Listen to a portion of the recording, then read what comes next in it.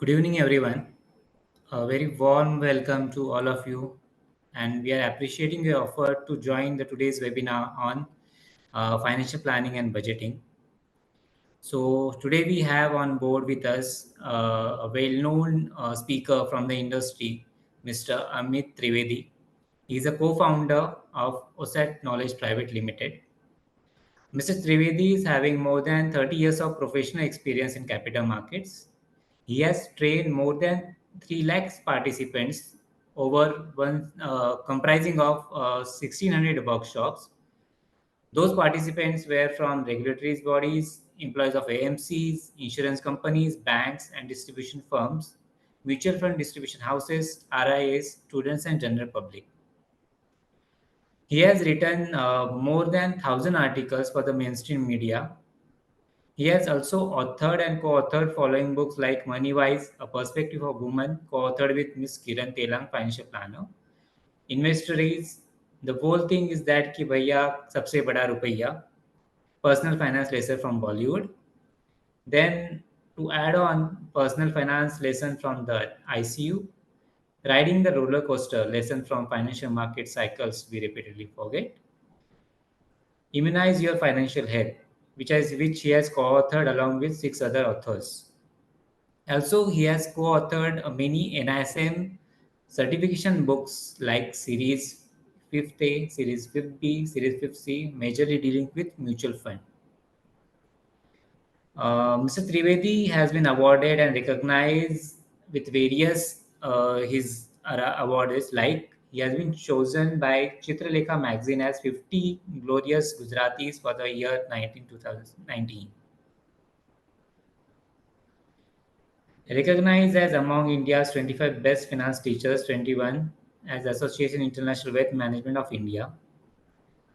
As far as his educational background is concerned, he has done his BE along with MBA in marketing. Now, what is we are going to learn from today's webinar is how to manage budgeting things and the financial planning things in a day-to-day life. As we are aware, the budgeting will be dealing with the short-term expenses, as well as financial planning will be dealing with the long-term expenses and the investments. Today, with the help of Mr. Trivedi, we'll be having the glimpse of such topics to go ahead. Now, I would like to request Mr. Trivedi to take over from here. Over to you, Mr. Trivedi. Hi, good evening, everybody, and sorry for this inconvenience. The internet connection just dropped, and when we are on the subject of financial planning, as you all know, that the subject of investments, insurance, etc., anything to do with money, you really hear the one small word, a little scary word called risk every now and then, and in real life also, like in this webinar, the internet connection turned out to be a risk and it just dropped for a while. So sincere apologies for that. The topic introduction to financial planning and budgeting, as Amir was mentioning, we'll do the presentation for roughly around 40-45 minutes, and then we'll make it open for Q&A. Okay, you can't see the whole screen now. Can somebody please confirm whether the screen is properly visible or not? So it's visible. It's visible. Okay. But okay. I think it's a PDF format, not a PPT format, right? No, this is PPT format only. Okay, but we are able to view your screen. Oh, you can see the screen. Okay, perfect. Yes. So then we'll go ahead with that, because I saw in chat that some people were unable to see. So yeah, so this whole subject can be seen in a slightly different manner, and that's how I would begin. So rather than starting with what financial planning is, we'll start with what it is not. And typically, a lot of times we've heard from people, and I'm responding to that particular comment that I hear very often. And from that point of view, financial planning is not only tax planning. Financial planning is not only investment management, and it is not only insurance planning. However, each of these are critically important component of a broader concept called financial planning, a broader requirement that almost all of us have. The word financial planning has multiple meanings, but broadly it covers the whole life. And from that point of view, let's look at a simple definition of what financial planning is. As you can read it on the screen, there are a few words colored in red and underlined to give that emphasis that is required, that they deserve. Any household or any individual, so any family or an individual would require money. And we've used the term financial resources in lieu of money at various points in time. And the purpose of this money is to fund various expenses. And these expenses are required at certain points in time, depending on the unique situation and unique requirement of these individuals and these families. The money must be available at that point in time. Now, how do you manage it? Because let's say we earn income and we spend money on a regular basis. But as we all know, the income and expenses don't always align together. Sometimes the income is far higher than the regular expenses, and sometimes there are large expenses where the commensurate income at that point in time might be much less. So if that's the case, it is all about managing cash flow. But before we get to the cash flow discussion, money is not an end by itself. It's a means to an end. And the end itself is living a life of one's choice. What kind of life we want to live? Let's define that. And once we define that, there will be certain events. Some events are desirable and plannable. Some events could be undesirable, and some events could not be planned. But in some of these events, or many of these events, money may be a common component. Money would be required. And from that point of view, the subject of financial planning ensures that during those events, we are not financially vulnerable. And that's why planning is required. While a lot of things could be plannable, but that doesn't mean those are certainties. There are enormous amount of uncertainties involved, and that's what we'll elaborate further. There are a few questions that we can typically entertain at various points in time, or we come across at various points in time. I've just taken a sample, some 7 questions. If you look at these questions are about life. Okay, so I want to buy a house for my family. What do I do now? And typically the house that you purchase, and if you look at the Indian context, the house price would be in terms of some multiple of the annual income. And sometimes it could be an annual income of both the spouses who both are working.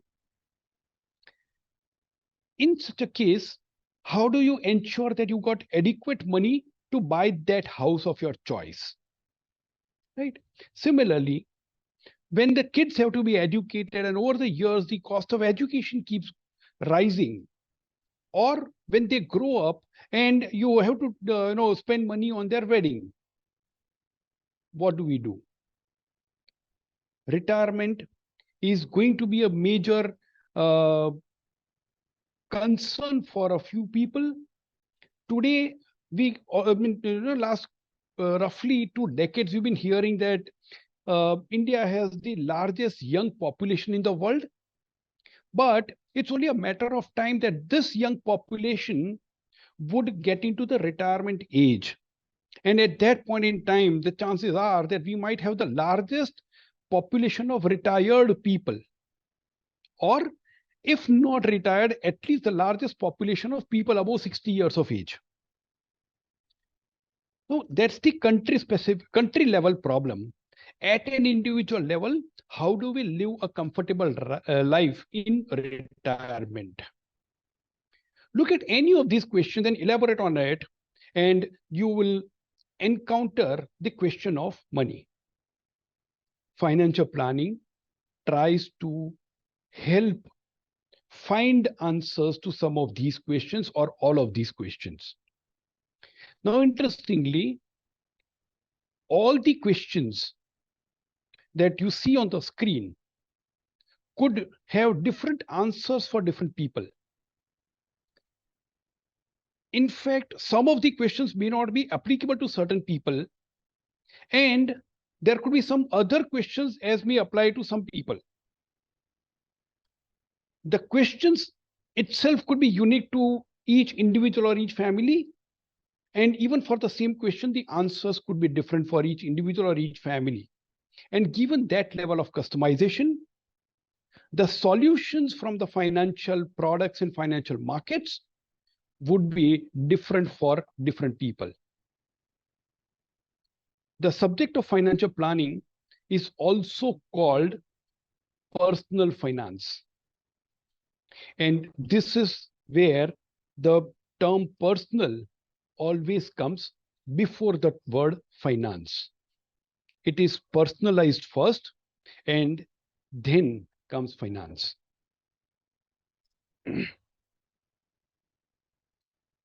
When you talk to experts in the financial planning fraternity, they would typically highlight that there are multiple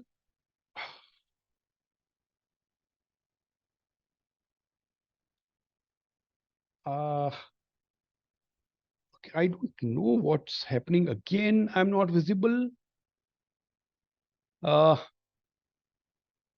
somebody confirm, please? Am I not visible? Because, yeah.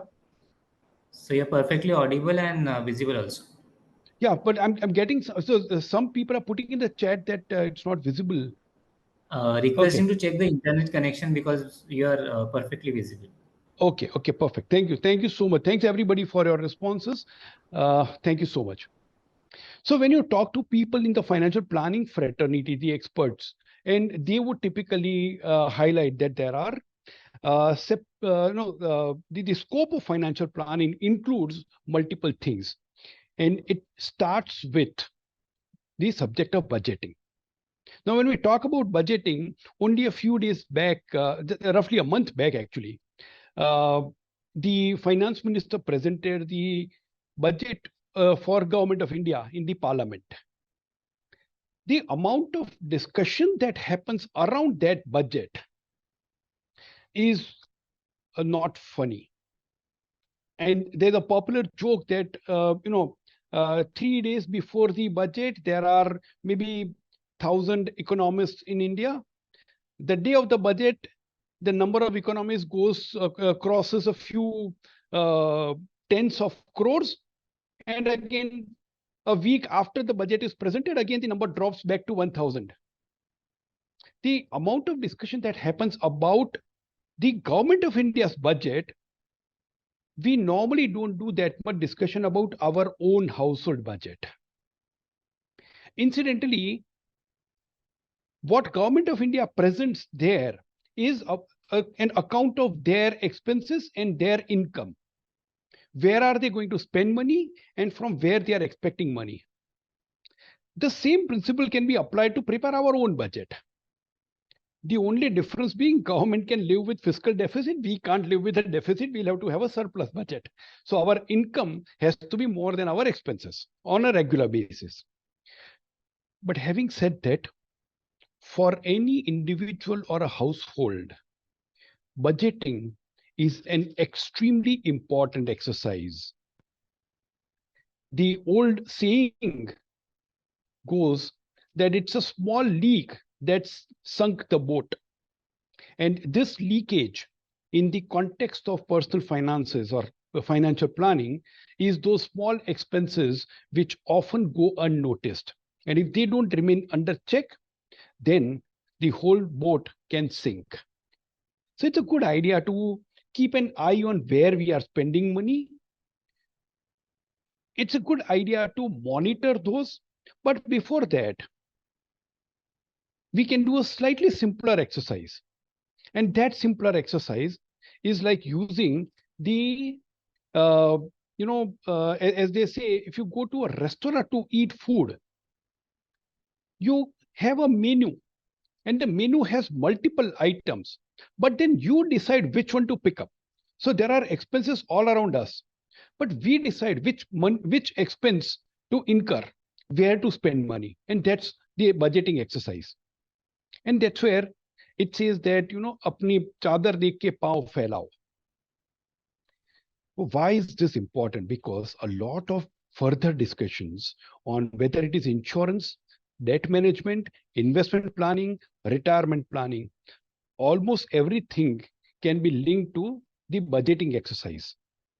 And let's quickly look at the broader cash flow. But before that, two other items are tax planning and estate planning. Estate planning is when a person passes away, how will the estate be passed on to the legal heirs, the survivors within the family, or whoever legal beneficiaries that one has decided to pass the wealth to. Tax planning is critical because it decides how much money we get in hand after the government has been paid off the dues. But lot of times people make the mistake of starting with tax planning. Actually, this starting must happen with something which is very, very different. And we already touched upon it. I'm going to repeat it in a while.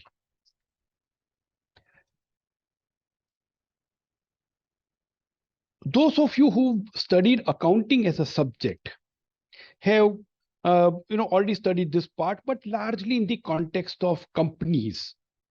When you look at the accounting statements for various companies, there are two major statements.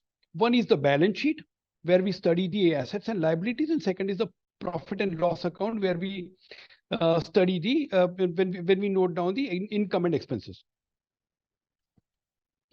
So these four become the pillar of personal finances: assets, liabilities, income, and expenses, even in our case. Now, when you look at all these four, remember that especially the income and expenses in the statement, profit and loss account statement, you mention for a certain period. But when you sit down to plan, that period could be a lifelong period. What kind of expenses you are going to incur? What kind of income you are likely to earn?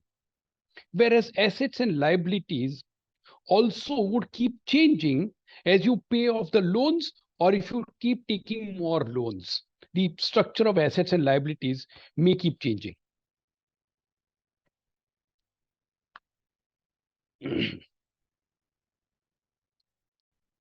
The third statement that we studied in this accounting subject was the cash flow statement. And this cash flow statement,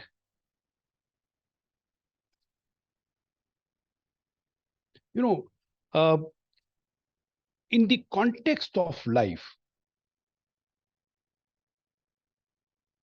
can be summed up in this manner.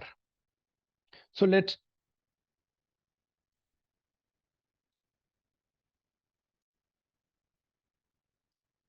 start with the income.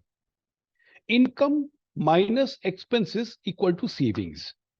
And these savings go into investments. Okay, so this is the basic, simple, straight line cash flow. Let's spend some time on that first.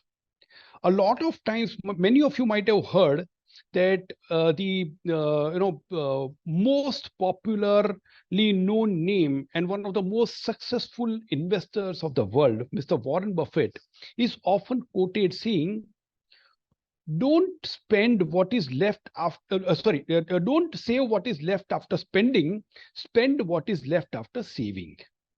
So basically, he says change the equation from income minus expenses equal to savings to income minus savings equal to expenses. Now, that's a very powerful mental discipline. However, in this particular diagram, I have made a slight tweak from what Mr. Buffett says. I'm saying the essential expenses must be incurred before you can start saving. Take, for example, if I have to pay a house rent, I can't tell the owner that let me meet my savings target first and then I'll pay you the rent, or ditto for electricity company or telecom company.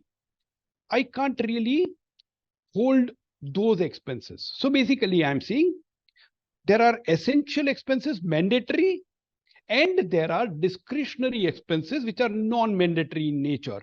All those discretionary expenses I'm shifting to short-term financial goals. So let's say, suppose that somebody says, I'm a movie buff and I would want to go to the theater and watch movie. Or somebody says that, I love the game of cricket and I want to watch at least 10 IPL matches in a season. Perfectly fine. You can splurge like that also, provided your resources are there. But then set those things as your short-term financial goals. I know a lot of my friends who love to eat out.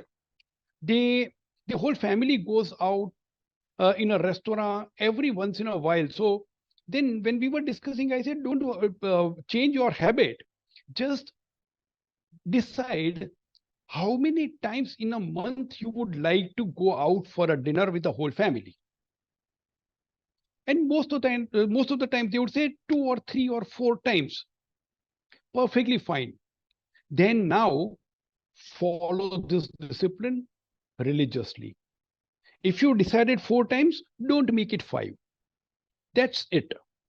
But the moment you do that, that becomes your short-term financial goal, because actually all the financial goals that we talk about are nothing but expenses to be incurred in future. So the expenditures that we talked about are mandatory short-term expenses would come here. Discretionary short-term expenses would be the short-term goals. And then there would be all the long-term goals, which could be, some of them are mandatory, some of them are discretionary. And of course, there will be some medium-term goals also. Now, when you invest money, the purpose of investments is to meet these financial goals. However, since there are some long-term goals and some medium-term goals, not all goals need to be funded immediately. So what do you do with that investment? Whatever income is generated out of those investments, that gets added to this income. And this is nothing but what we call compounding of investment returns. At the same time, we are also occupied so long as we are not retired or we are not kids, or many of us are working to earn and earning something out of that work. So that is the income coming from whatever occupation we are in. There could be a doctor, there could be a company executive, there could be a teacher in a school, there could be a doctor, there could be a soldier in the army. Whatever is your occupation, that income is coming here. And that income actually is a much larger component of income compared to what comes from the investment for a significantly large part of working life. Once you retire, then this is the only source of income, and this stops, because the very definition of retirement is that your occupation income stops. You don't work for money. These expenses, as well as these expenses, are what we were talking about just some time back. These are the items you add in your household budget. Okay. Now, from that, let's move further. The two sources of income, that is occupation and investments. As I said, for larger part, the income coming from this source is going to be much bigger than income coming from this source. If that's the case, this needs to be protected first until I accumulated enough in investment so that I don't have to worry whether there is an income coming out of profession or not, or occupation or not. So once I accumulate so much investment, and how much is so much? So let's say, assume that somebody is earning 10 lakh rupees a year. I'm taking a hypothetical example, 10 lakhs a year. In that case, the investment portfolio, if it is 1 crore, and assuming that interest rate is 10% and also assuming that tax rate is 0. Okay, these are assumptions. So I'm just making it a simple mathematical calculation. Then if the investment portfolio becomes 1 crore, then at that point in time, the income coming from occupation, which is 10 lakhs a year, and income coming from investment, which also becomes 10 lakhs a year, both are same. Having said that, 10 lakhs of 10% of post-tax income is too much. So let's bring it down. And if I assume a safe bank fixed deposit kind of investment, my net of tax income is likely to be closer to 5% after tax income. And in that case, the investment required would be 2 crores. Now imagine somebody earning 10 lakhs a year. How many years would it take to accumulate 2 crores worth of investments? Right? And that's why it takes decades for the investment to grow to a substantial size. If that's the case, that's why the occupation income has to be first protected. And protected against what? What are the risks involved? The three primary risks are death, disease, and disability. These three can be, or the negative impact of these three can be protected through buying of insurance. The fourth is loss of job. There is no insurance available for loss of job, right? And from that point of view, death, disease, and disability must be protected by buying insurance. Loss of job, you accumulate an emergency or contingency fund. Also, ensure, this is an outside of financial solution. Also, you ensure that you remain employable at all points in time. Multiple insurance products are available. When it comes to health insurance, you buy two separate types of insurance policies. One is called the health insurance, which is a reimbursement for medical expenses, especially in case of hospitalization or treatment and stuff like that. The second type of health insurance is what we call the critical illness insurance. Certain really critical kind of problems, for example, renal failure, kidney failure, a stroke, a heart attack and stuff like that. That's where critical illness insurance is available. So that's the primary one. Life insurance, anyway, a lot of people know about it already, so not much discussion required, except that treat your life insurance policy exactly like your health insurance policy. In case of an health insurance policy, you pay premium and you receive money only when there is a claim. There is nothing you receive at the end of maturity. Your life insurance policy should be very similar to that. You pay premium only when there is a death of the person, then the family receives money or the nominee receives money.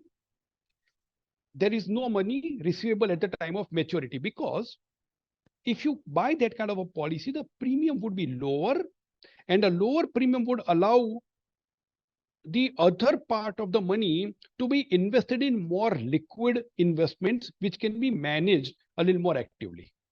And then there is a personal accident insurance. Of course, there are other types of insurance. I'll not go into the details because that the subject itself can take a lot of time.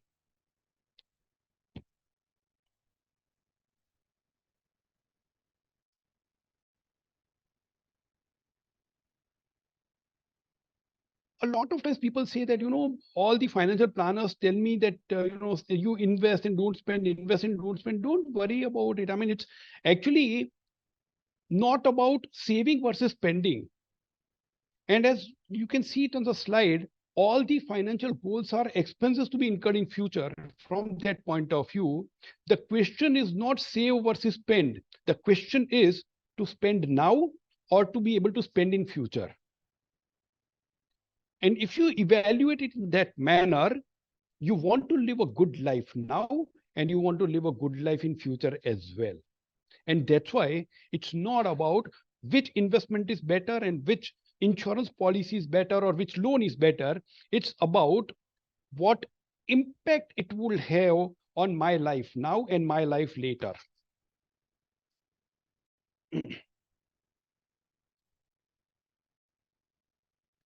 We already mentioned this, that investments have to be made for something, and that something is the financial goal.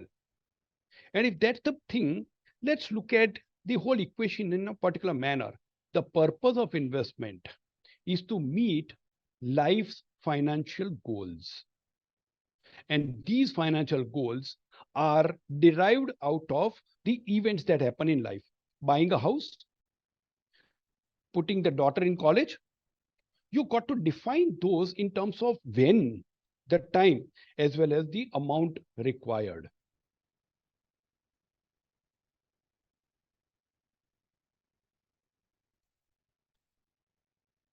And once you define that, then they become financial goals, because now they are quantified, they are realistic, they are relevant to your life, they are time bound, and they are specific in terms of the amount.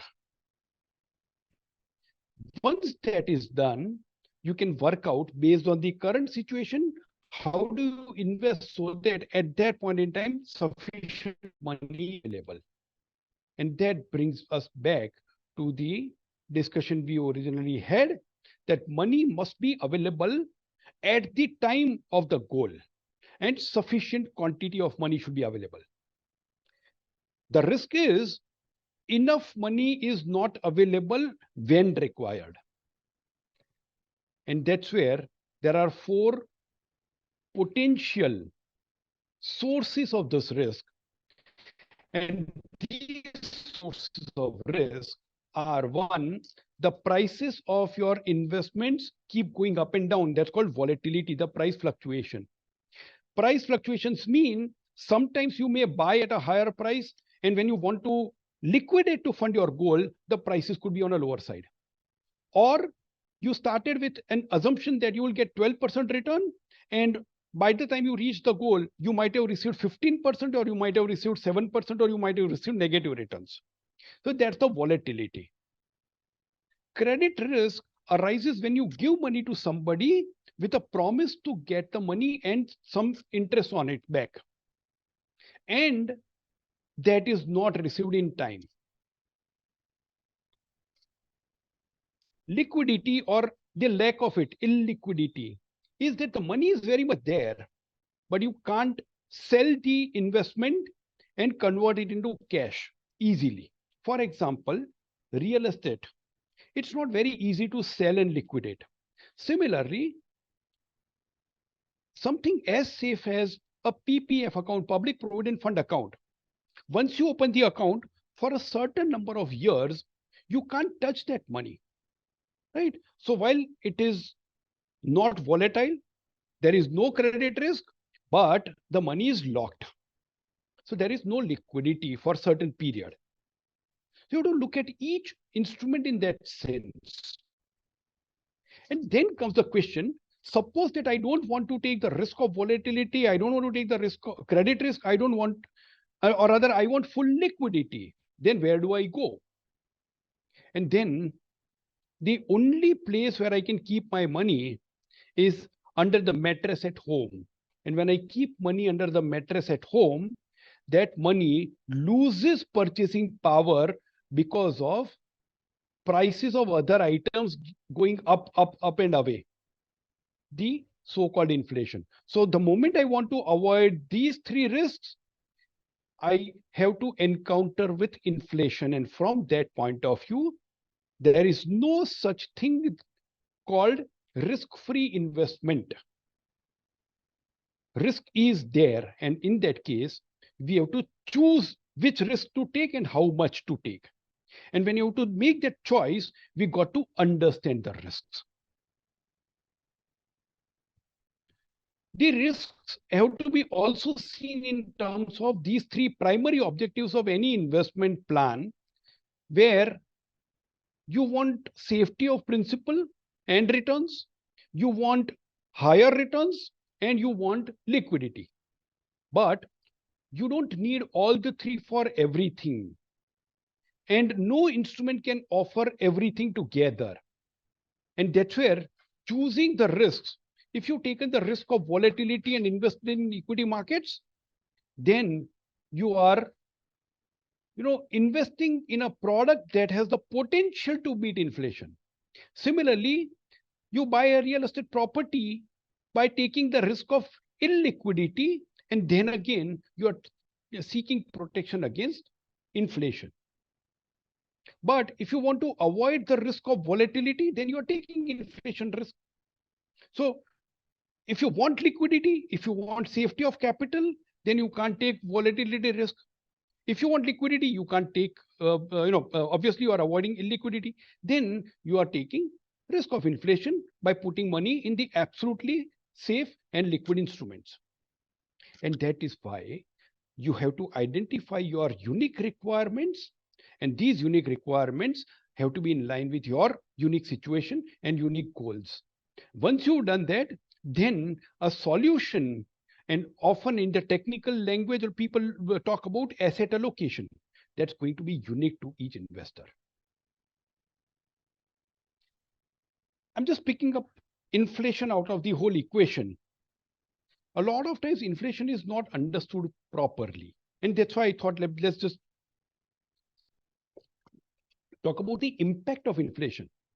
The impact of inflation will not be felt over the next week, next 10 days, next year, so long as you are in an economy like India, unless there is a hyperinflation like what happened in Zimbabwe some time back, or some of the other African countries, or Germany during the Second World War. We are not in that zone. But even if the inflation is 8% per annum, which is slightly higher than the government published numbers, then every 30 years, the household budget multiplies by 10 times. So if you're spending 30,000 rupees per month today, and you are a 20-year-old, by the time you reach 50, your monthly expense would be 3 lakhs, right? And that's really the power over a period of time. It just balloons. But if 8% is slightly higher than what government publishes, why are we even talking about 10 or 12% here? The reason is very simple. The government publishes numbers for a certain basket of consumption items. Our individual consumption items could be very, very different. And not just that, we keep upgrading life also. Just take a situation 30 years back in 1994, mobile phones had not entered India. So we had a black dabba most of the places, given by the Department of Telecommunication or MTNL. And that dabba, that telephone used to stay, they were given for free, and that used to stay in the household for 10, 15 years. These days, we pay a bomb for buying this instrument. And how many of us can think of keeping one phone for 10 years?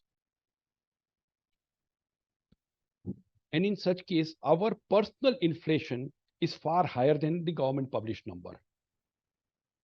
So watch that inflation, and this inflation would have to be applied on the household budget. So if I'm spending money today, how much am I going to spend over the years?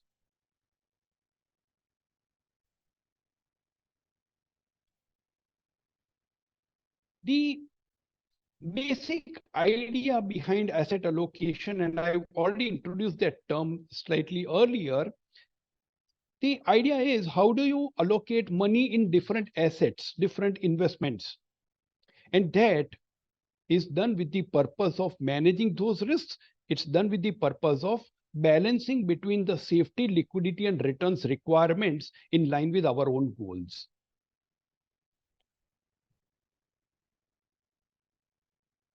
A four-step process.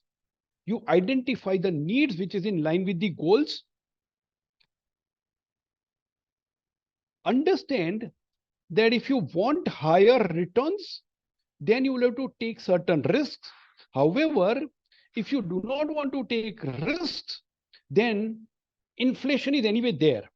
And from that point of view, if your needs are such that you need to earn at the rate which is higher than your inflation, I'm not talking about government's inflation, I'm talking about your inflation.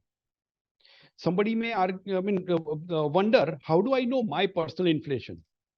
A simple formula one expert suggested is, you take out your bank statements, annual bank statements, look at the total withdrawn amount every year, and the growth in that withdrawal column is your inflation. You want to do a slightly finer treatment to that, then remove all the investments out of that.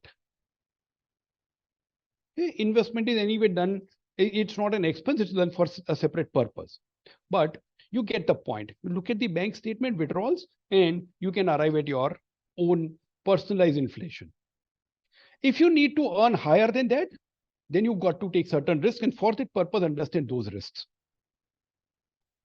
And then decide what kind of risk that you want to take. And then there are asset classes. So equity is associated with volatility. Real estate is associated with illiquidity. Debt or bonds and debentures and fixed deposits are associated with credit.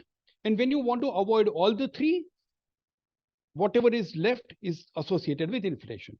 So choose how much risk to take in which, and that's where you decide where do you put your money.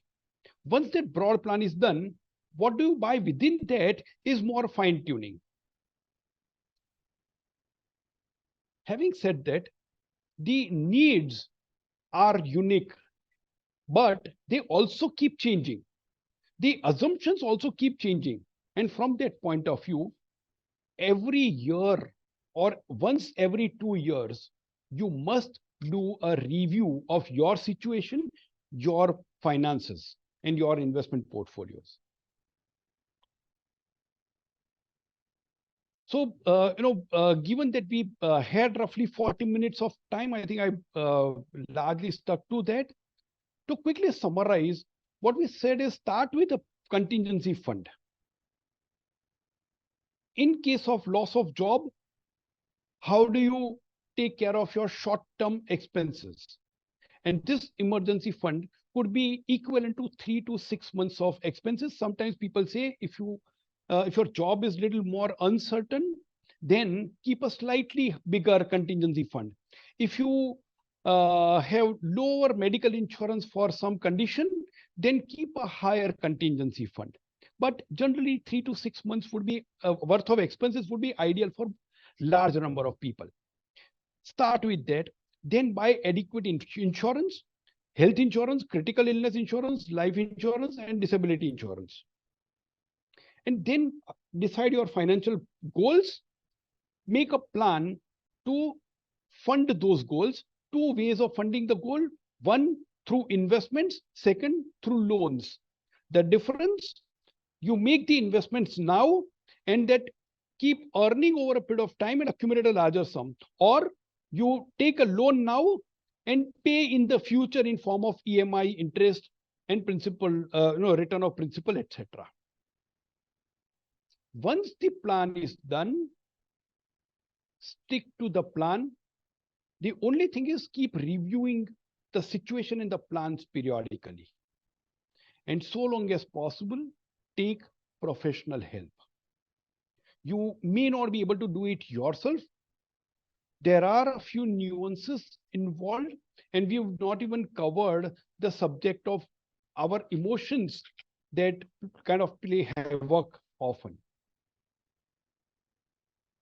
This was a shorter session. There are detailed programs on NISM e-learning platform.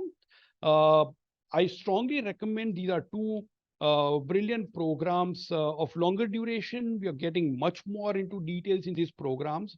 3.5 hours worth of programs. So those of you interested may further look at this. Thank you so much. Now, let's quickly look at the questions that we have. There are a few chats. Okay, thank you.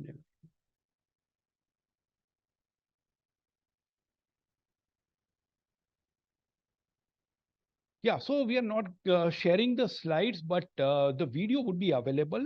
And other than that, as I mentioned, there are also a couple of programs which we've shared. You may make use of those. Of course, those are paid sessions, but really valuable.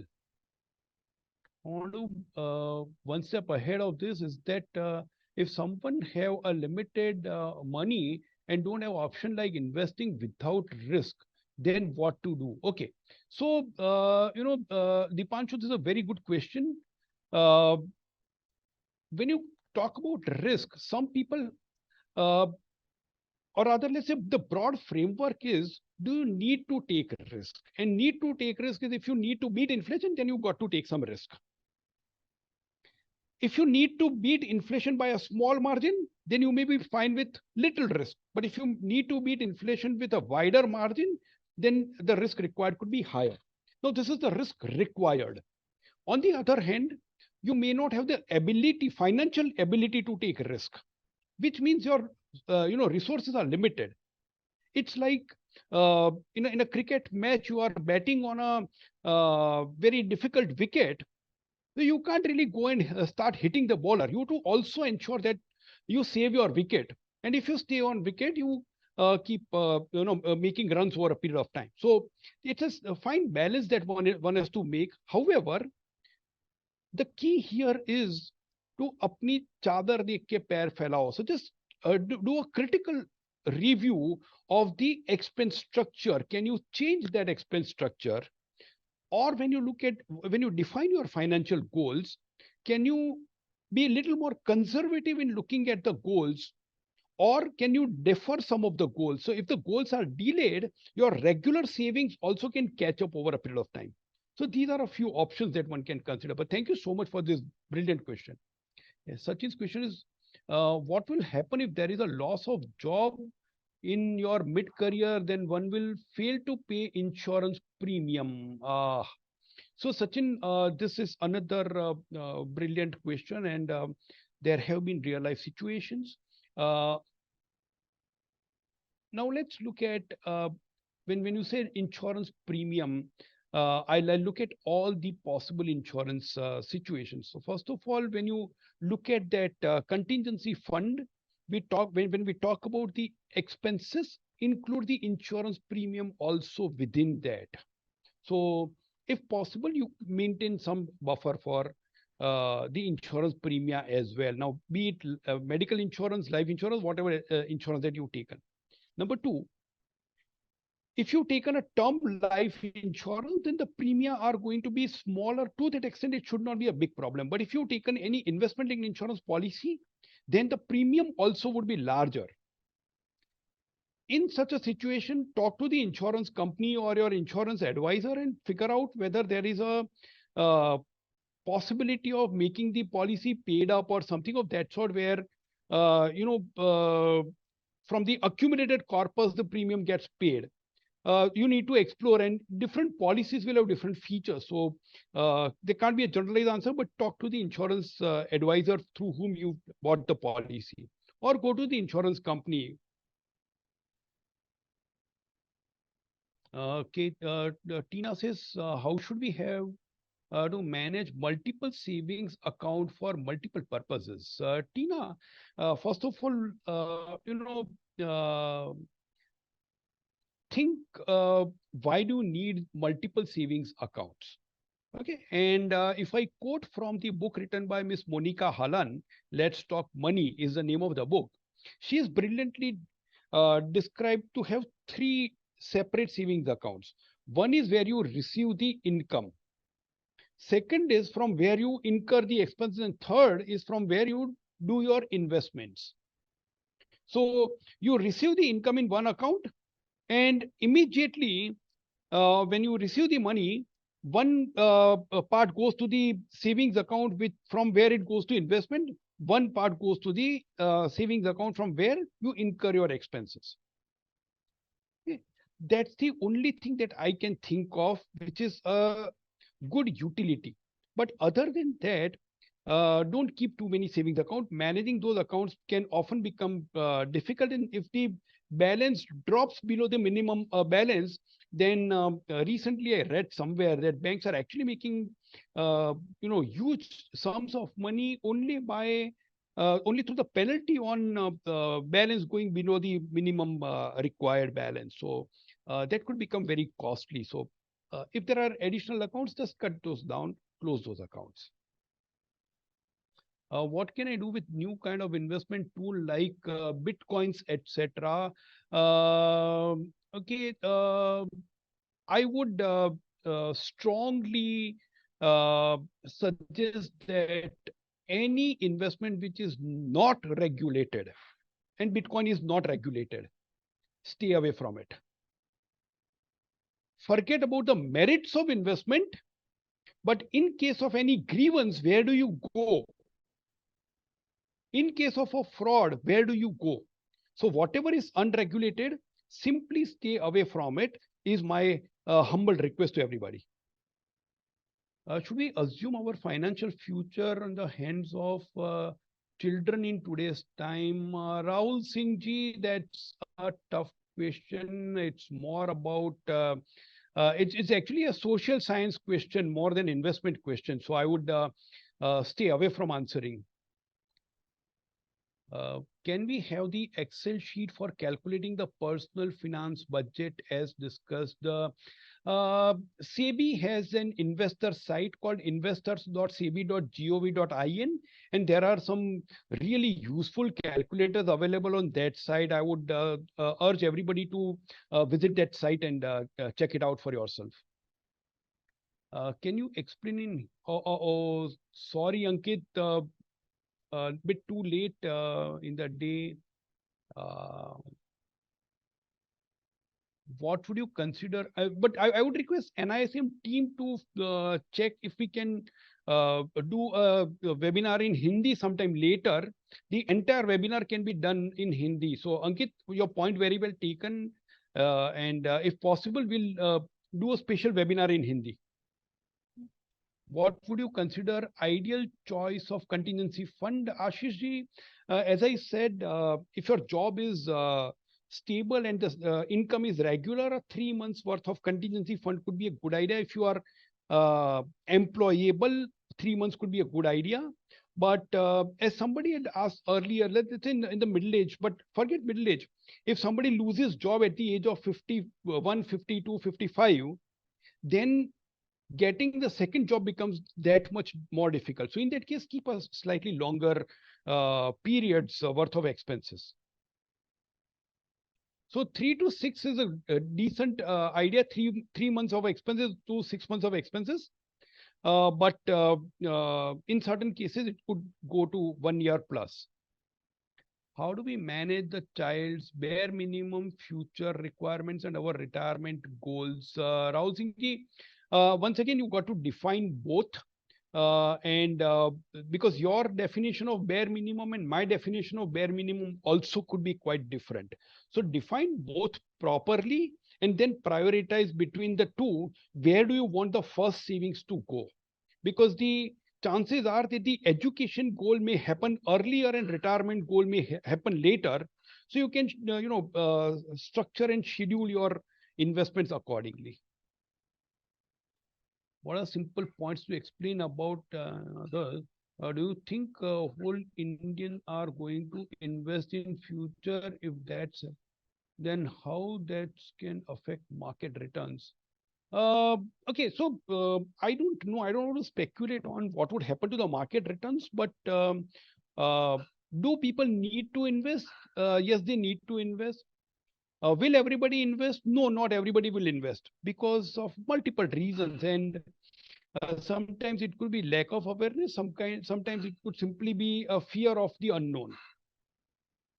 How can we mitigate losses if we have excess credit to run a business? Sorry, I'm not understanding this particular question. Losses in business don't really get into the business accounting. This is personal finance subject, so I would rather stay away from answering this.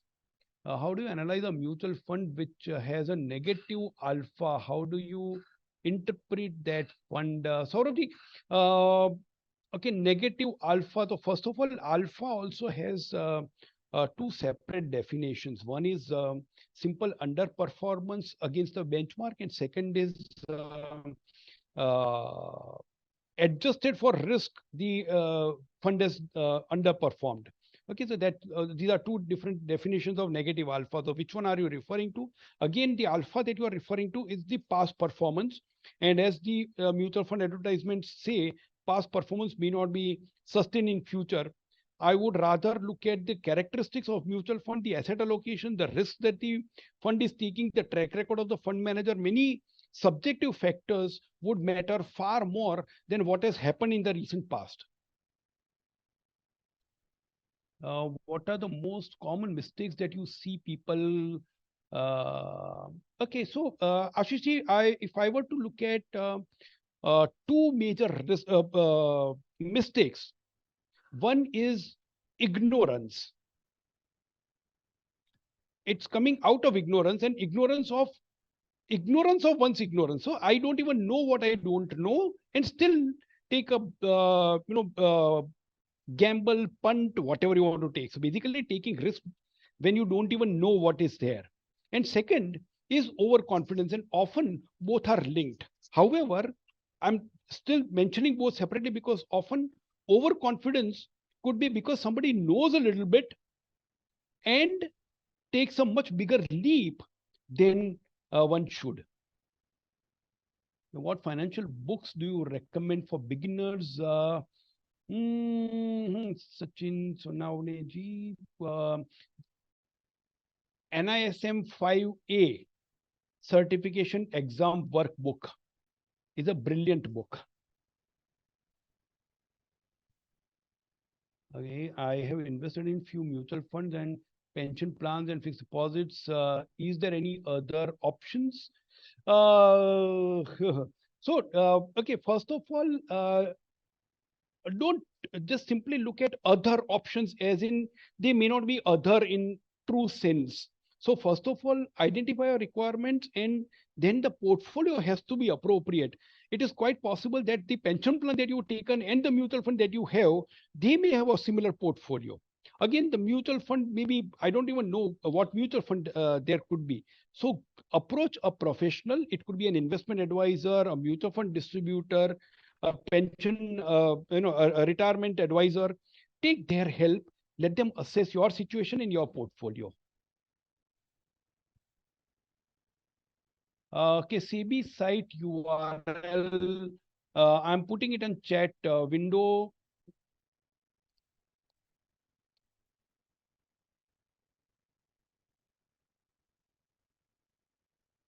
I put it on the chat window. Uh, can you suggest platforms for investment? No, Ankit ji, I won't do that. It's not fair because there are individuals and there are platforms, there are banks, there are national distribution companies. So it will be unfair if I suggest any name. Options of contingency fund planning apart from FD liquid funds.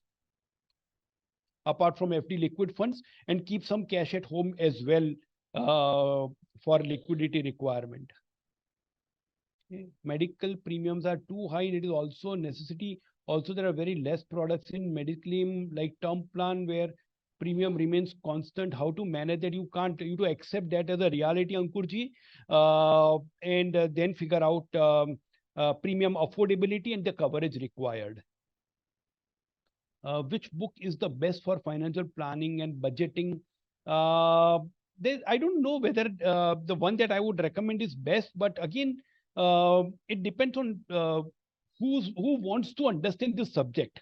If it's a professional investment advisor or somebody advising people, then NISM Series 10A and 10B certification exam workbooks are brilliant. If you are an individual who's just beginning, then Let's Talk Money by Miss Monica Harlan is a brilliant book. Okay, now, though this is not a part of the subject, but NISM is not pushing any courses. These are mandatory certifications to get into the profession. NISM is not also providing any job guarantees that you gained the certificate, so the job is guaranteed, nothing of that sort. But if you want to do something, these certificates are mandatory as per the regulations. Okay, what are the skills required? I think this is a job related question. I'll not be able to take this. Uh, can I invest in equity or IPO? These two are not different. Equity is the investment instrument, and IPO is a process. This is when a new share is launched. But you can invest. I mean, that's, nobody can stop you that way. How do you invest, and what do you need to do to be able to make good decisions, good investments, is something that you need to figure out. How to do the personal financial budgeting every year for salaried employees. The increments are not promised by employers. Yeah. So Sachinji, nothing is promised. Actually, no increments are promised. There is, even the job is not guaranteed. Investment returns are not guaranteed. Your inflation is not guaranteed, so expense structure is also not guaranteed. So you start with various assumptions, and those assumptions, because it is an assumption and the reality could be very different, you need to keep reviewing periodically. Natarajanji, asset allocation for different age groups, I don't really personally don't believe in different asset allocation based on age groups. I believe in asset allocation based on unique requirements. So there could be some, uh, there could be some 55-year-old and who may have a completely different asset allocation compared to another 55-year-old. Why do businesses mostly invest in own businesses and not in other company shares? Okay, so Amolji, I'll skip that question. In current scenario, how can we go for financial plan through artificial intelligence or machine learning, sir? Again, I'm skipping this. This is not my cup of tea. I ideally, uh, I don't know whether there are enough solutions available in that. Uh, and why are you interested in only AI and ML? You can also go to an individual. The basic purpose is to have a financial plan. The basic purpose is not to use artificial intelligence. So just keep that basic purpose in mind. Good amount of net worth.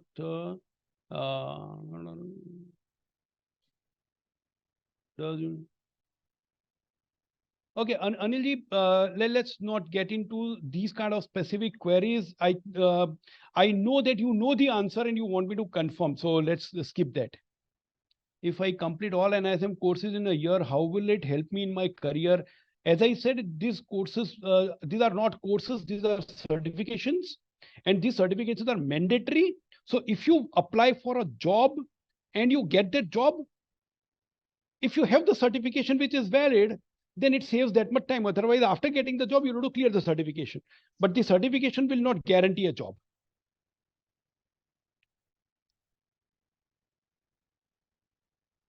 Which will be better, mutual fund or equity? As mutual fund returns are far low than equity returns of large cap companies. I think you need to do a little more research and look at more data. Also understand that mutual funds and equity are completely different things, in the sense that mutual fund is not an alternative to equity. Mutual fund is a way to invest in various assets. While just starting working, would saving and contingency be same? In the beginning, yeah, Harshita ji, in the beginning, you may simply start with contingency fund, but once you build the contingency fund, uh, you can start building your portfolio. Having said that, your investment actually starts the day you take up a job in most cases, because your deduction for PF or NPS would have started anyway. Being MFD, I attend the many events of AMCs, but I found it very difficult. Economy. So to understand it, what books do you recommend? Uh, yeah, okay. So let's keep it for some other discussion. If you uh, yeah, I think this is very different discussion. There are many books on economics. Pick up any textbook that is taught in the college economics class. Any BCom student, whatever economics one is studying, just pick up that textbook and start from there. Nowadays, banks and I will suggest certain MF which gives them revenue, how to avoid such things and ensure investments in good fund. Ask questions why somebody is suggesting. Uh, Ask the alternatives. If you don't want, then what could be the choice number two? What could be choice number three? Ask them, and also ask them how much is that person earning in choice number one versus choice number two. Straight away, be direct. Can you please repeat the book by Monica? Miss Monica Harlan has written, her first book was Let's Talk Money. Let us talk money. So that's what I was referring to. Can you give more detail on NISM series 10A and 10B? Is this related to any particular certification? 10A and 10B is the investment advisor certification exam. Is it good to do intraday trading to grow your money? A recent CB report suggested that roughly 70% of intraday traders are losing money. So if you want to go by that, I think that's a good decision. How could I grow insurance business using CB knowledge? See, this is a personal finance webinar, so I'm not going to answer many of the business related questions. What are the mistakes that you made in your personal finance journey? Ashish ji, I have written a book about my mistakes. It's called, of course, it's out of print right now, but I've actually written a book and I've made many, many mistakes. So if I start talking about my mistakes, it'll take at least 1 hour. I don't have any regrets.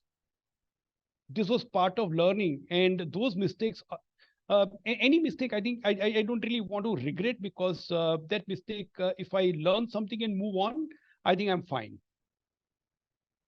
How this helped me for my insurance business? And again, okay, what would be the course and as that you would recommend after 5A? What's the purpose? It's more important than anything else. Uh, College student, and next 2 to 3 years I will start earning. What will be the best financial advice from your side to us? So two things. One is define the kind of life that you want to live, and second, start investing from your first salary. Target reaching 20% of your income. Target saving 20% of your income as soon as possible. If you think that it's not possible initially, start with 2%, 5%, 7%, whatever number is comfortable, start. And over a period of time, keep growing that.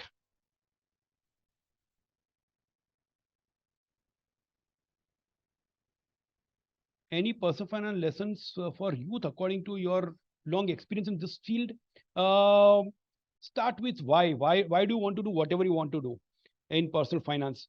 And as I said, keep investing money. Don't live as if there is no tomorrow, and also don't stop living today for a better tomorrow. So maintain a balance, enjoy life today, and ensure that you have enough to enjoy life tomorrow as well. So I think I've covered all the questions that came in Q&A. I think there are a lot of questions in the chat also, but then we are already 15 minutes past 5, so we'll have to stop here. Thank you so much, Amir. I suggest you take all the questions from chat also. Maybe later we can work something out and answer. Sure, sir. We'll figure it out and we'll share it across. Yeah, perfect. Great. So thank you so much, everybody. I'll have to log out now. Thanks a lot for your patient hearing and so many questions. Thanks NISM for this opportunity. Thank you so much, sir, for your valuable inputs. And we have learned a lot, like how budgeting works, how to manage your personal finances, what are the risks at a financial domain, and how to overcome the budgeting and the financial planning things. So thank you so much for your valuable inputs, and the presentation was very well crafted for that topics only. So Thank once you. again, thank you so much on behalf of NISM, and thank you all the Thank you. participants for your Thanks. patience and learning and for the questions. Thank you so much.